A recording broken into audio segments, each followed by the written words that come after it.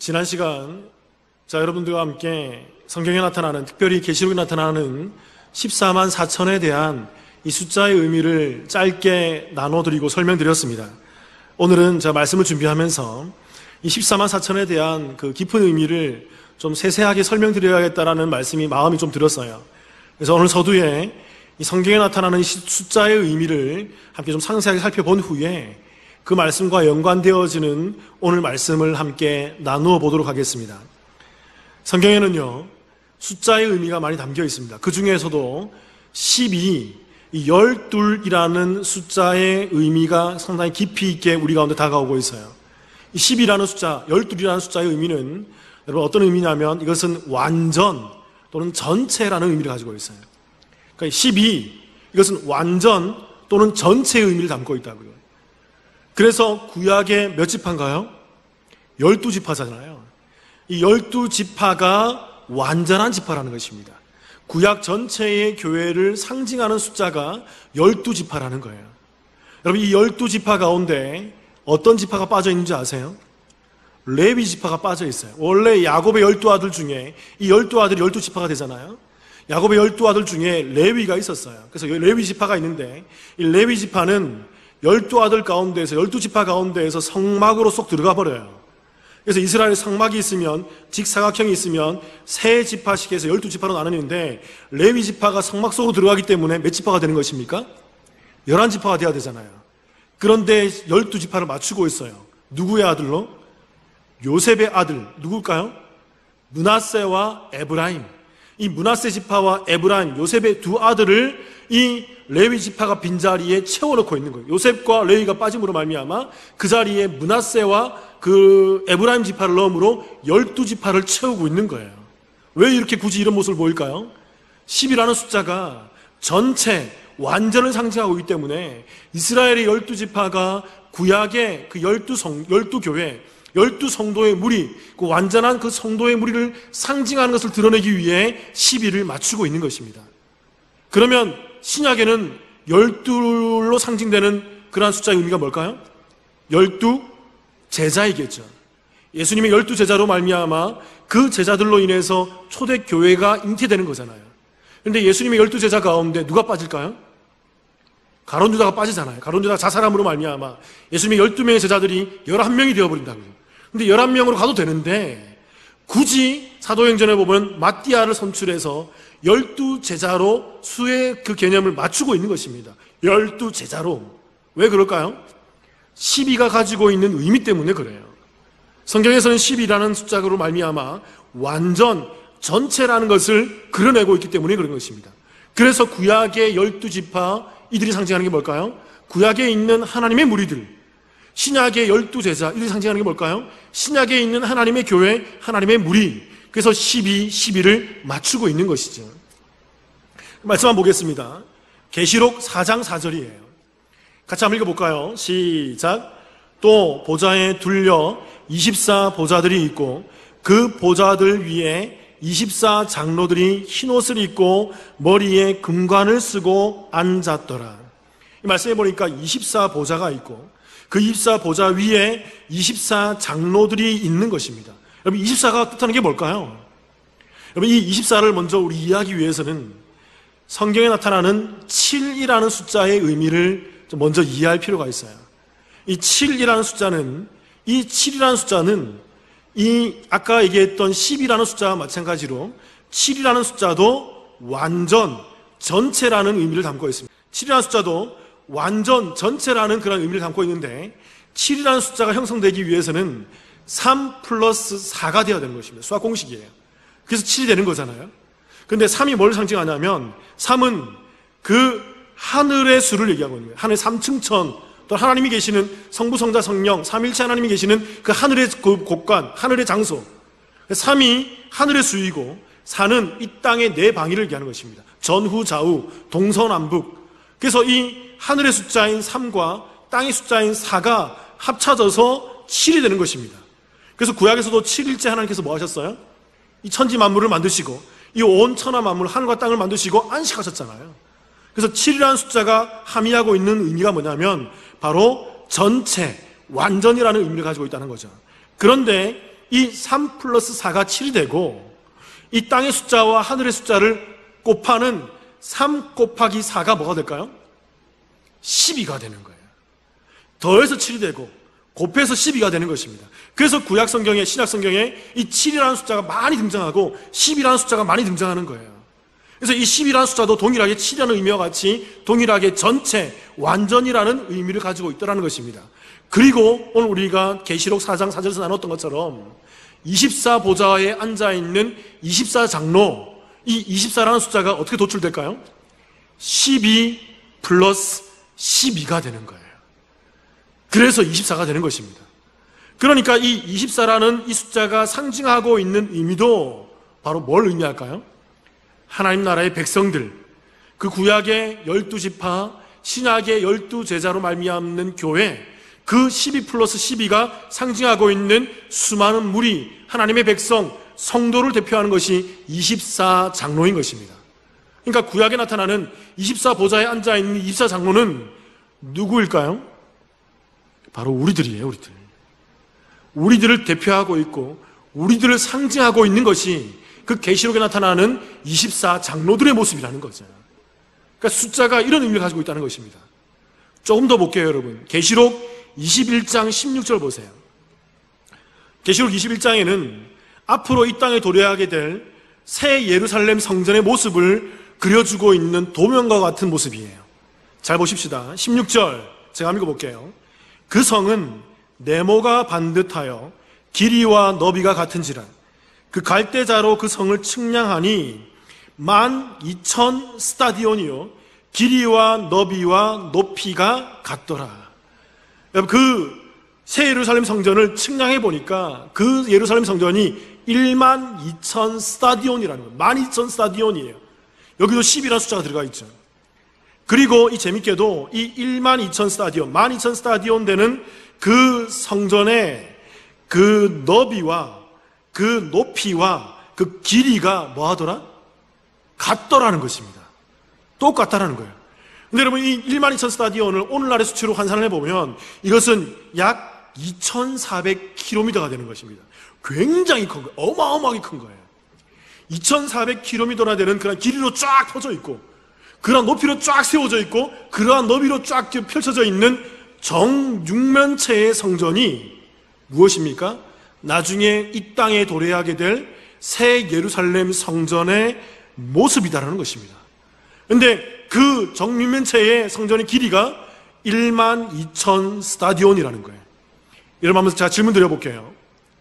앞으로 우리가 이 땅에 도래하게 될, 새하늘과 새 땅에 도래하게 될 그 새 예루살렘 성전이 여러분 이쁩니까? 이쁘지 않습니까?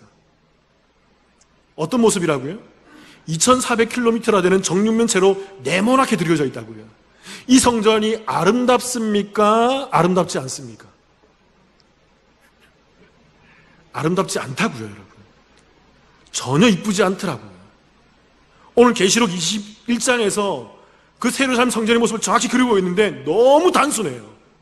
그러니까 정육면체로 네모나게 엄청 큰 모습을 하고 있는 거죠. 너무 생뚱맞는 모습이에요, 여러분.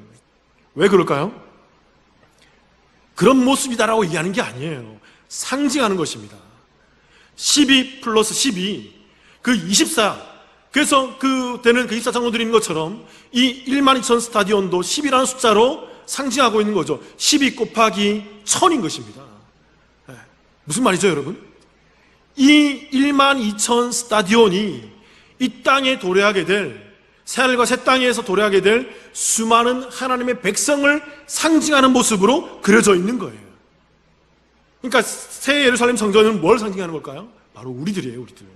단순히 정면체의 건물이 아니라 새하늘과 새 땅에 그렇게 어마어마하게 그렇게 임재하게 되고 도래하게 될 이 땅의 신구약의 그 하나님을 믿던 믿음의 백성들을 상징하는 게 새 예루살렘 성전의 12,000 스타디온의 모습이라는 것입니다. 하나 더 볼까요? 계시록 21장 17절이에요. 같이 한번 읽어보겠습니다. 여긴 또 이상한 숫자가 나옵니다. 같이 한번 읽어볼게요. 시작. 그 성곽을 측량함에 144규빗이니 사람의 측량 곧 천사의 측량이라. 이번에는 그 1만 2천 스타디온 정육면체를 둘러쓰고 있는 그 새 예루살렘 성전의 주변에 쭉 둘러쳐져 있는 성곽의 모습을 설명하고 있어요. 이 성곽의 모습이, 그 성곽의 높이가 몇 규빗이라고요? 144규빗입니다.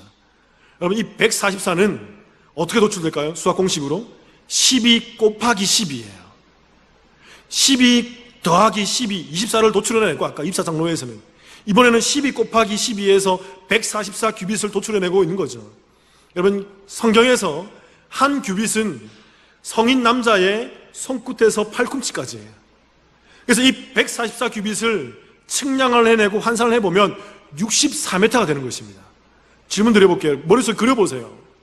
아까 예루살렘 성전이 2400km로 쫙 넓고 높은 너비가 있는 정육면체의 덩그런 모습이고, 그 2400km나 되는 그 높이와 너비를 가지고 있는 성전의 그 주변에 둘러싸여 있는 성곽이 64m의 모습으로 딱 둘러진치고 있어요.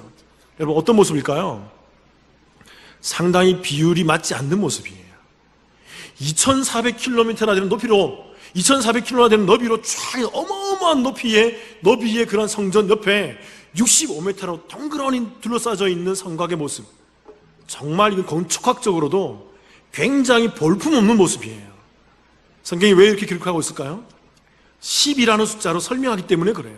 12 플러스 12, 12 곱하기 12, 12 곱하기 12 곱하기 10, 12 플러스 12 플러스 곱하기 10, 그런 식으로 계속 이 땅에 있는 성도들의 무리를 설명하는 것이 바로 무엇입니까? 14만 4천, 144규빗, 1만 2천 스타디온, 12, 12사도, 12그 지파, 그리고 24장로, 24보좌, 그렇게 상징하고 있는 것입니다.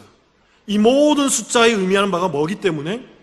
우리 성도들을 상징하기 때문에, 바로 이 땅에서 예수 그리스도를 믿는 믿음의 지체들을 상징하고 있기 때문에 그런 거예요.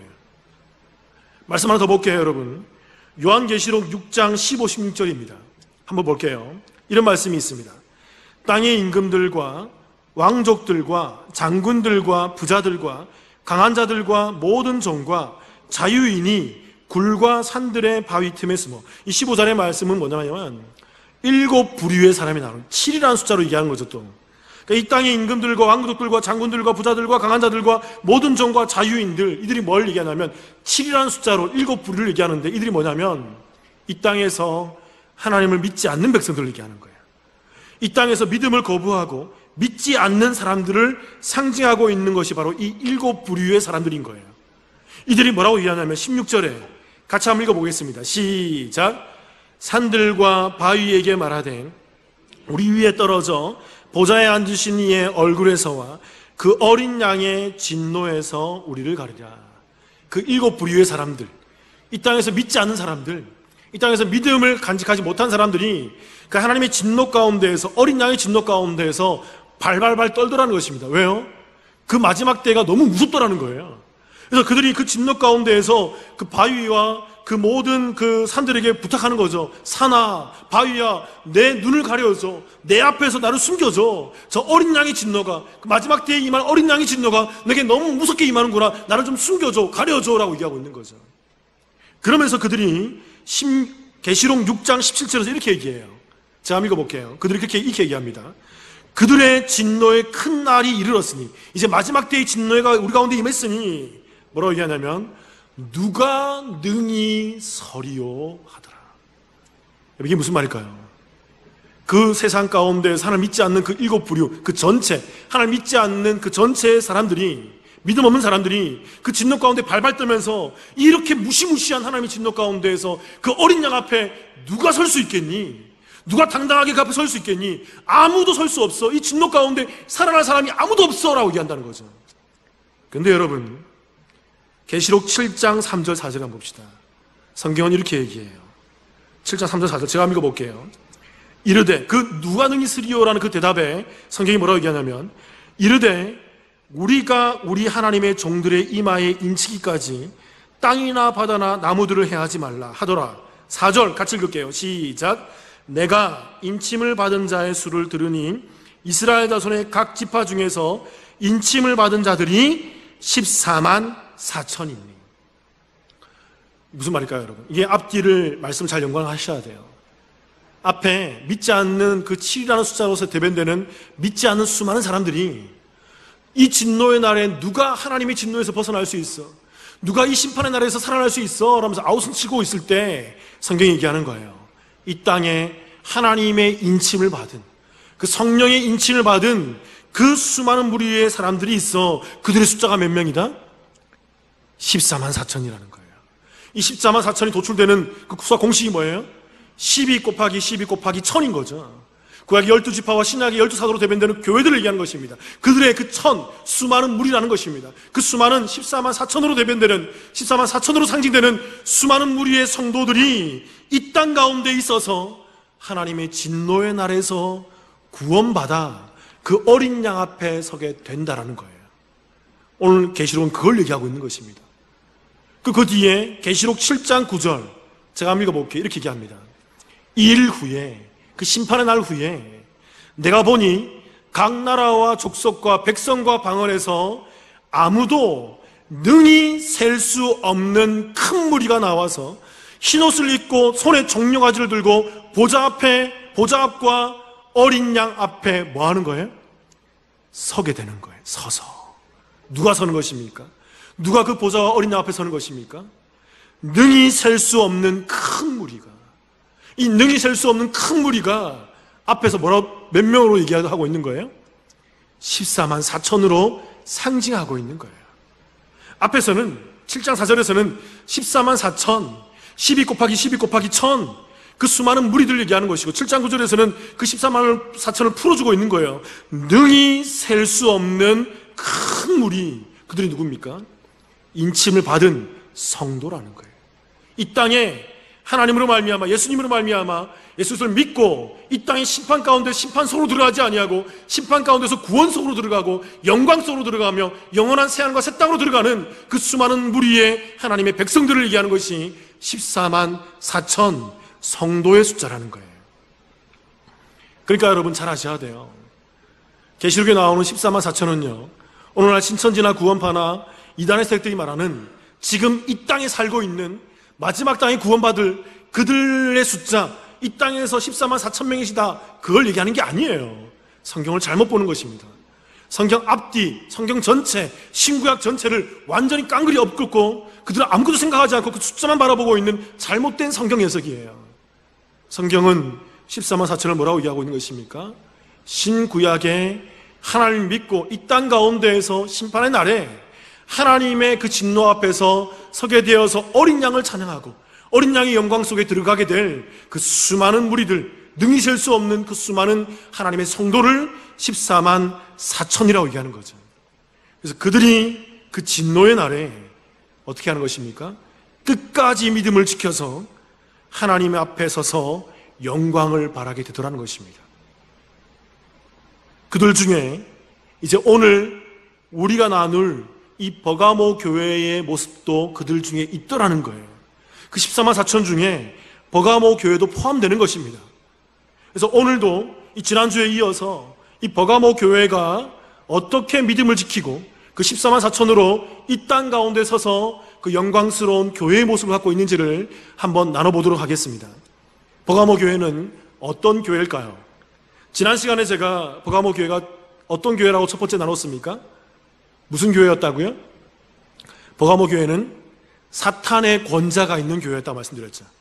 참 믿기 힘든 시대에 그 교회에서, 교회 건물 속에서 그 예배를 드리고 있고 신실한 믿음을 지키고 있던 교회였다고 말씀드렸습니다. 그래서 하나님께서 내가 너희들의 그 어려움을 알고 있어, 내가 너희들의 참 고난과 고통을 알고 있어라고 위로의 메시지를 주셨다고 말씀드렸죠. 자, 이제 오늘은 이 버가모 교회의 그 교회의 모습 두 번째를 한번 나눠보도록 하겠습니다. 따라해 볼게요. 두 번째, 충성된 증인이 있는 교회. 버가모 교회는 그 교회 안에 누가 있었냐면 그 버가모 교회 안에 충성된 증인이 있었다라는 거예요. 참 좋은 교회였어요, 여러분. 버가모 교회가 나쁜 교회가 아니에요. 참 좋은 교회였어요. 우리 계시록 2장 13절 같이 한번 읽어보겠습니다. 시작. 내가 어디에 사는지를 내가 아노니 거기는 사탄의 권자가 있는 데라. 내가 내 이름을 굳게 잡아서 내 충성된 증인 안디바가 너희 가운데 곧 사탄이 사는 곳에서 죽임을 당할 때에도 나를 믿는 믿음을 저버리지 아니하였도다. 여러분, 이 말씀에 보니까 이 버가모 교회 안에 누가 있었어요? 내 충성된 증인 누가 있었어요? 안디바라는 사람이 있었다는 거예요. 근데 여러분, 이 안디바라는 이 사람의 이름은 성경 전체에서 여기만 나옵니다. 그리고 인류 역사 가운데에도 교회사 가운데 다 뒤져봐도 안디바라는 이름의 인물의 이름이 나오는 곳이 없어요. 어디에도 이 안디바라는 사람의 이름을 찾을 수가 없어요. 어느 주석가도, 어느 성경학자도, 어느 신학자도 안디바를 다루고 있는 모습을 찾을 수가 없어요. 오직 성경 여기에만 나와요. 제가 좀 찾아보니까 유일하게 성경 주석가 가운데 렌스키라는 사람이 이 안디바에 대해서 평가를 해놓은 한 구절이 있더라고요. 그 구절이 어떤 구절이냐면 이런 구절입니다. 이 사람이 이렇게 평가했어요. 전승에 의하면 안디바는 버가모 교회의 감독으로서, 목사죠, 감독으로서 도미티안 황제의 숭배를 거부하다가 붙잡혀서 순교당했다, 이렇게 평가하고 있어요. 근데 이 평가도 뭐냐면 전승에 의하면, 소문에 의하면이라는 거죠. 확실하지 않은 거예요. 그러니까 제가 지금 뭘 얘기하고 싶냐면, 안디바라는 사람에 대해서 역사가 가운데, 신학자 가운데, 주석가 가운데 아무도 이 인물에 대해서 잘 모르고 아무도 이 인물에 대해서 잘 다루고 있지 않다는 것입니다. 자, 지금 뭘 얘기할까요? 말씀을 묵상하다가 제 마음 가운데 좀 이런 마음이 들었어요. 안디바가 좀 불쌍하다, 안디바가 좀 안타깝다라는 마음이 들었어요. 왜요? 그렇게 정말 믿기 힘든 지역이었잖아요. 사탄의 권자가 있고 정말 살아있는 신을, 황제를 숭배하면서 그렇게 핍박을 많이 가했던 그 버가모 지역에서, 정말 믿기 힘든 지역에서 믿음을 잘 지켰던 사람이죠. 그러면서 순교까지 했잖아요. 얼마나 대단한 사람입니까? 그런데 아무도 알아주지 않더라는 거예요. 고대 역사 가운데서 아무도 이 사람을 인정해주지 않고 알아주지 않고 이 사람에 대해서 아무도 평가해주지 않더라는 것입니다. 좀 불쌍한 생각이 들었어요. 그런데 여러분, 우리가 여기서 놓치지 말아야 될 한 가지 사실이 있습니다. 그게 바로 뭐냐면요, 이 땅에 어느 누구가 알아주지 않더라도, 이 땅에 어느 누구라도 평가해주지 않는다 하더라도 이 안디바를 누가 기억하고 있어요? 안디바를 누가 기억하고 있어요? 오늘 예수님이 기억하고 있는 거죠. 예수님이 기억해서 사도 요한에게 그 요한계시록을 쓰면서 버가모 교회에게 말해라, 버가모 교회에게 알려줘, 내가 너희 교회 안에 있는 그 충성된 증인, 내가 안디바에 순교했던 사실을 알고 있어요. 정확하게 그 이름을 지적하고 그 교회에 있던 그 안디바의 이름을 거론하면서 세상 누구도 알아주지 않는다 하더라도 내가 그의 이름을 기억하며 내가 그를 생각하고 그를 알고 있어라고 예수님께서 말씀하고 그를 인정해주고 있더라는 것입니다. 사랑하는 여러분, 그런데 여러분, 여기에는 더 중요한 사실이 하나 더 내포되어 있어요. 깜짝 놀랄 만한 사실이 하나 더 내포되어 있어요.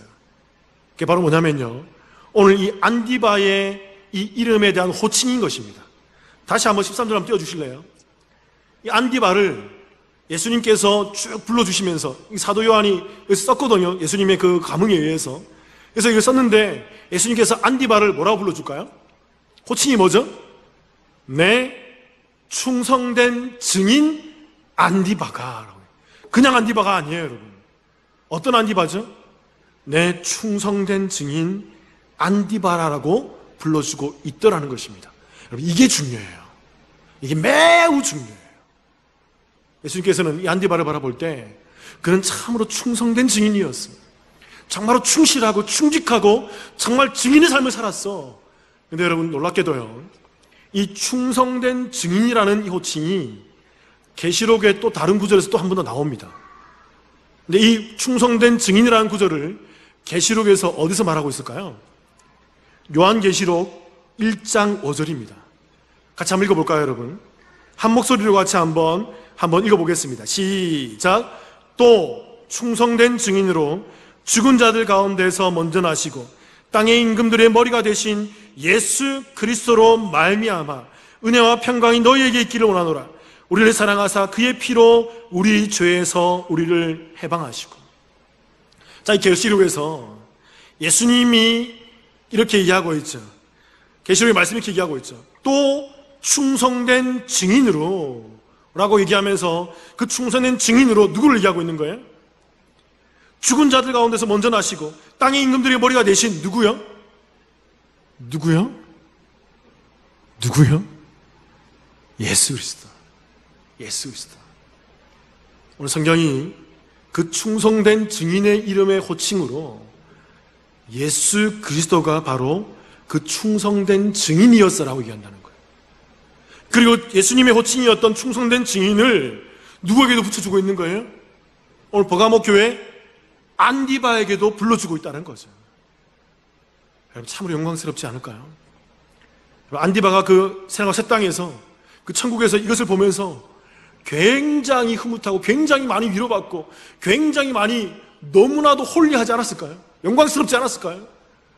와, 예수님이 자신의 호칭을 나에게 붙여주었어. 예수님의 이름의 호칭을 나에게 붙여주었어. 이걸로 충분하지 않습니까? 그러면 여러분 우리가 여기서 한 가지 알 수 있어요.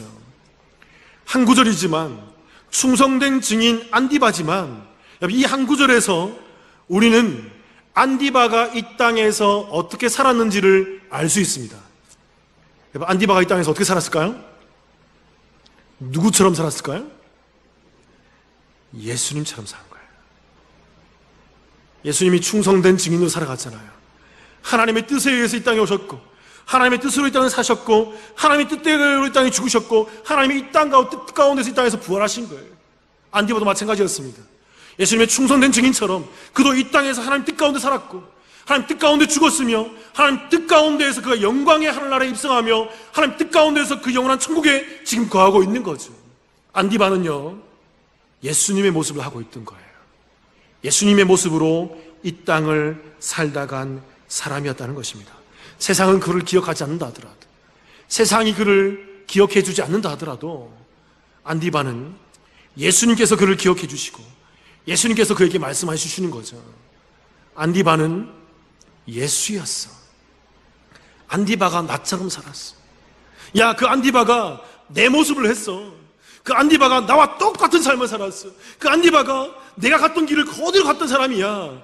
그래서 충성된 증인이에요. 자, 성도 여러분, 우리 남부침례교회에 이러한 충성된 증인이 차고 넘치기를 주님의 이름으로 축원합니다.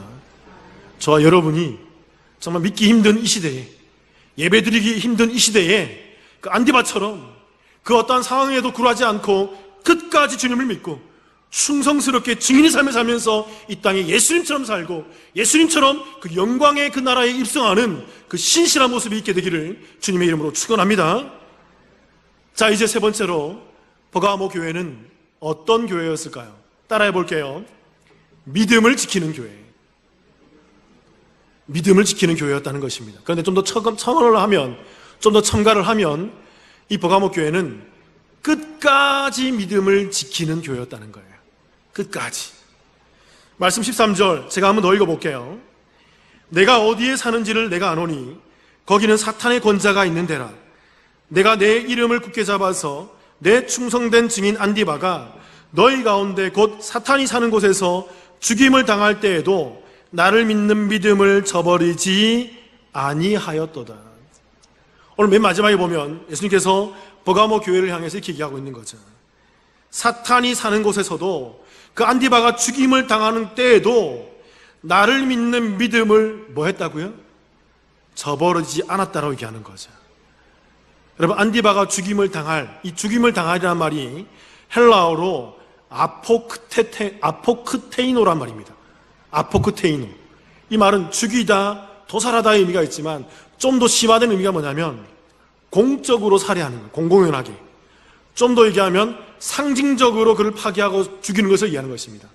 무슨 말이냐면 오늘 버가모 도시에서 이 도시에서 안디바를 죽일 때 그냥 잡아서 몰래 죽인 게 아니에요. 잡아서 그냥 사형장 틀에서 죽인 게 아니에요. 안디바를 잡아서 어떻게 했을까요? 본보기로 죽인 거예요.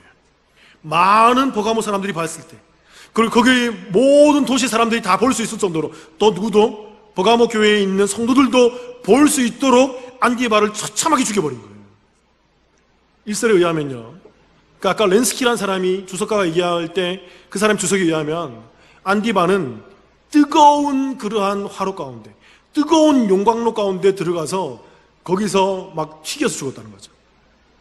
그 뜨거운 불 속에서 뜨거운 쇠가 달려진 그 속에 항아리 속에 들어가서 안디바가 죽음을 당했다는 것입니다. 그걸 공적으로 다 보여줬다는 거예요.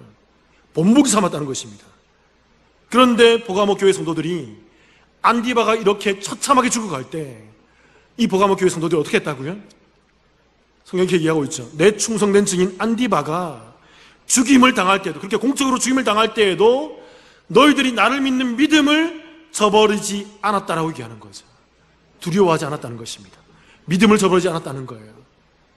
이 위에서 말하는 이 저버리다라는 단어가 헬라어로 알레오마이라는 단어입니다. 알레오마이. 이것은 거절하다, 단절하다, 버리다의 의미가 있어요. 처참하게, 무시무시하게, 정말 안타깝고 징그럽고 굉장히 괴롭게 죽는 그 순교 현장을 그 교회가 목도하면서도 그 버가모 교회가 어떻게 되는 거죠? 그들이 가지고 있는 믿음을 저버리지 않았다는 거예요. 그들이 가지고 있는 그 믿음을 단절하지 않았다는 것입니다. 그들이 가지고 있는 그 믿음을 버리지 않았다는 거예요. 그 속에서도 그들은 끝까지 지키면서 예배를 드렸고, 그 속에서도 그들은 끝까지 함께하면서 예배 가운데 나와서 그 하나님을 거절하지 않고 단절하지 않는 예배 속에서 믿음을 지키고 나아가고 있더라는 거예요. 그런데 여러분, 이 버가모 교회가 끝까지 그렇게 그 고난의 현장 가운데 믿음을 지킬 수 있었던 비결이 뭘까요? 아까 얘기했듯이 이 저버리다라는 단어가 헬라어로 알레오마이라는 단어인데, 이 단어가 문법적으로 디포넌트 동사로 기록되어 있다는 거예요. 디포넌트 동사. 제가 몇 번 설명드렸죠. 이 디포넌트 동사의 의미가 뭐냐면 형태는 수동이지만 그 안에 있는 속뜻은 능동이라는 거예요. 그러니까 버가모 교회가 믿음을 저버리지 않을 수 있었던 그 비결이 뭐라면 하나님이 그들에게 믿음으로 붙들어 주고 계셨다는 거예요. 하나님께서 잘 믿을 수 있도록, 끝까지 버틸 수 있도록. 그래서 하나님이 주신 그 믿음으로 버가모 교회가 그 안에서 능동적인 믿음을 가질 수 있었던 거예요. 그러니까 다시 말하면 버가모 교회가 그들이 그 어려운 환난 가운데, 그 어려운 시험 가운데서 능동적으로 믿음을 갖고 있었던 그 믿음의 모습, 예배를 드리고 있었던 그 예배의 모습은 뭐냐면 하나님께서 지켜주시는 믿음이라는 거예요. 이게 믿음인 것입니다. 자, 이런 얘기를 해볼까요, 여러분? 이 코로나19 가운데에서, 이 어려운 시기 가운데에서 오늘 이 자리에 나와서 예배드리고 있는 저와 여러분의 예배의 모습, 이 믿음의 모습은 뭘까요? 이게 디포넌트 동사예요. 여러분들이 직접 이 아침에 준비해서 어려운 시기지만, 힘든 시기지만, 사람들의 눈총을 받는 시기지만 마스크 쓰고 거리 유지하면서 나와서 여러분의 열심이지만, 그러나 여러분, 이 열심은 누가 지켜주신 열심이에요? 하나님께서 붙들어 주신 믿음이라고요. 하나님께서 붙들어 주신 열심이라고요. 그래서 그 열심에 의해서 여러분들이 일어나고 깨어나서 이 자리에 나와서 여러분의 능동으로, 여러분의 열심으로 이 자리에 예배를 드리고 있는 것입니다. 이게 디포넌트 동사의 믿음, 열심 있는 믿음이라는 거예요. 여러분 잘 보세요. 오늘 한국 교회를 평가해 볼까요? 한국 교회가 코로나19로 인해서 완전히 무너지고 있습니다. 지금 교회 문 닫은 교회들만 해도 정말 수백, 수천 교회가 문 닫고 있어요. 크든 작든 소용없어요. 다 무너지고 있습니다. 여러분, 이러한 교회 가운데, 이러한 난리와 이러한 소문 가운데에서 한국 교회는 더 이상 힘을 발휘하지 못하고 있어요. 여러분, 비단 이러한 모습들이 한국 교회, 저 다른 교회의 모습일까요? 우리 남부침례교회는 어떨까요, 여러분? 잘 보세요, 여러분. 주변을 보세요. 우리 남부침례교회는 어떤 믿음을 보이고 있는 걸까요? 우리 교회는 흔들리지 않나요? 우리 교회는 문제가 심각하지 않습니까? 근데 여러분, 이러한 상황 가운데서도, 이 난리와 이 소문 가운데서도 우리 교회에, 한국 교회에 남아서 예배의 자리를 지킨 자들이 있더라는 것입니다. 그 환난 가운데서도, 그 소문 가운데서도, 그 시험과 그 세상의 눈총과 세상의 그러한 손가락질 가운데서도 그들의 소리를 아랑곳하지 않고 마스크 쓰고 거리 지키며 준비할 거 다 준비하면서 나와서 예배드리고 있는 성도의 무리가 있더라는 거죠. 그들이 누굴까요? 그들이 14만 4천인 거예요. 그들이 바로 이 버가모 교회고 끝까지 남아서 충성하고 있는 성도의 모습이라는 거죠. 여러분, 이 마지막 때의 모습을 기록하고 있는 성경의 모습을 한번 보길 원합니다. 마태복음 24장 8절이에요. 제가 한번 읽어볼게요. 24장 8절부터 12절까지 제가 한번 읽어볼게요. 이런 말씀이 있습니다. 이 모든 것은 재난의 시작이라. 8절, 재난의 시작이라. 재난의, 앞으로 마지막 때의 재난에 이런 일이 있을 거야 라는 거죠. 9절 제가 읽어볼게요.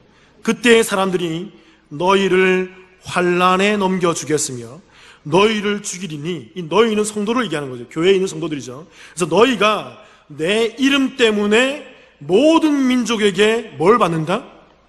미움을 받는다. 여러분, 요즘 우리 시대이지 않습니까? 지금 정확히 이 시대를 얘기하고 있지 않나요? 10절 제가 읽어볼게요. 그때 많은 사람들이, 이 많은 사람들은 뭐냐면 교회에 나오고 있는 사람이 성도들이에요. 그 많은 사람들이 뭐 한다고요? 실족하게 되어 서로 잡아주고 서로 미워하겠습니다. 정확히 우리 시대지 않습니까? 여러분, 오히려 요즘에 제가 신문 기사를 보고 여러 가지 교회 댓글들을 보면 오히려 믿는 사람들이 더 욕해요. 믿는 사람들이 오히려 교회를 향해 더 손가락질해요. 요즘의 시대이지 않습니까, 여러분? 그리고 11절에 같이 한번 읽어볼게요. 시작. 거짓 선지자가 많이 일어나 많은 사람을 미혹하겠습니다. 정확히 이 시대이지 않습니까? 그 12절 제가 읽어볼게요. 불법이 성함으로 많은 사람의 사랑이 식어지려. 잘 보세요, 여러분, 이 말씀을. 불법, 단순히 법이 아닌 것을 얘기하는 게 아니에요.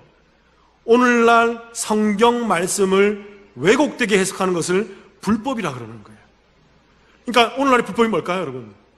복음이 아니라고 얘기하는 것, 복음을 말하지 못하고 다른 것을 복음이라고 얘기하는 것, 그게 불법인 거예요. 오늘날의 불법이 뭐죠? 세상이, 지난주도 얘기했잖아요. 세상이 말하는 선과 악으로 교회를 평가하는 것. 교회에 있으면서도 세상의 선과 악으로 복음을 평가하고 그리스도를 평가하고 예배를 평가하고 그 복음을 잣대를 두고 세상의 기준으로 복음을 들여다보고 있는 것, 이게 불법이에요, 여러분. 복음으로 세상을 바라보지 못하고 복음의 진리로 세상을 평가하지 못하는 것, 이게 불법이라고요. 그래서 그러한 세상의 기준으로 교회를 바라보고 있기에 12절에 이렇게 얘기하는 거 다시 한번 띄워주세요. 불법이 성함으로 많은 사람의 뭐가 식어진다고요?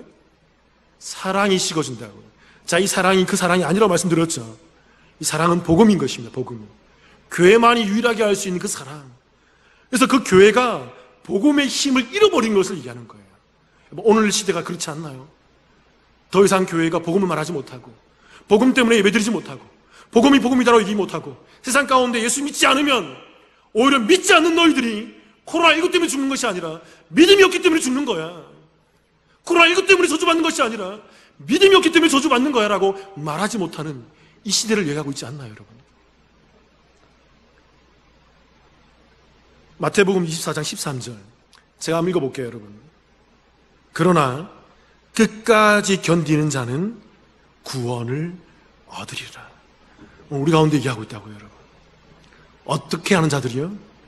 끝까지 그 믿음을 지키며 견디는 자들.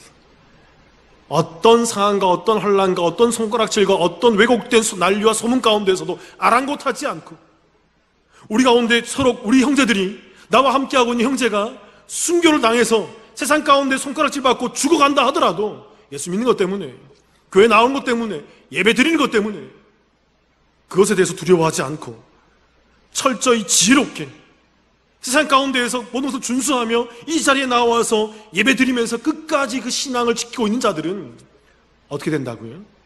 그들이 구원받는 거라고요. 그들이 14만 4천이라고요. 그들이 마지막 때에 남아있는 능히 셀 수 없는 수많은 그 무리 하나님의 백성, 하나님의 성도라는 것입니다. 여러분 따라해 볼까요, 여러분? 따라해 보세요.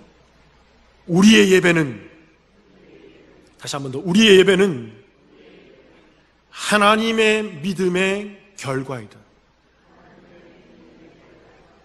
여러분, 우리가 지금 드리고 있는 이 예배의 모습은요, 하나님의 믿음의 결과예요. 하나님이 우리에게 믿음을 주셨기 때문에 그 디포넌트의 믿음, 수동의 믿음, 그래서 그 수동의 믿음으로 우리가 받아서 이 땅 가운데 능동적으로 나와서 예배 드리는 것입니다. 그래서 저와 여러분이 지금 이 시간 예배 가운데 있는 거라고요. 이게 하나님의 믿음의 모습이라고요. 사랑하는 성도 여러분, 참 예배 드리기 힘들죠. 참 어렵죠. 오늘도 여러분 나오면서 좀 이런 고민하지 않았습니까? 교회 가야 되나 말아야 되나? 왜 교회에서 실시간 중계하지 않아? 실시간 중계하면 될 건데.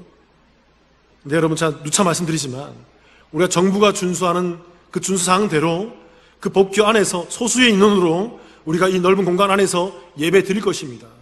예배 포기하지 않을 거예요. 여러분, 그 믿음으로 이 예배에 나와서 저는 할 수만 있다 그러면 그 정부가 준수하는 그 수준의 그 숫자를 가지고 1부 예배, 2부 예배, 3부 예배, 4부 예배, 5부 예배, 10부 예배까지 할 수만 있다 그러면 잘게 쪼개서라도 저는 그렇게 예배 드릴 수 있어요, 여러분. 사랑성도 여러분, 그 믿음을 포기하지 맙시다. 그 예배를 포기하지 맙시다. 어떠하다 하더라도 우리가 그 믿음을 지키고 믿음 안에서 그 하나님을 바라보며 천성을 향해 나아가서 그 마지막 때에 어린 양의 보좌 앞에 능히 서서 영광의 하나님을 예배하고 찬양하는 저와 여러분의 삶이 되시기를 주님의 이름으로 축원합니다. 함께 기도하시겠습니다.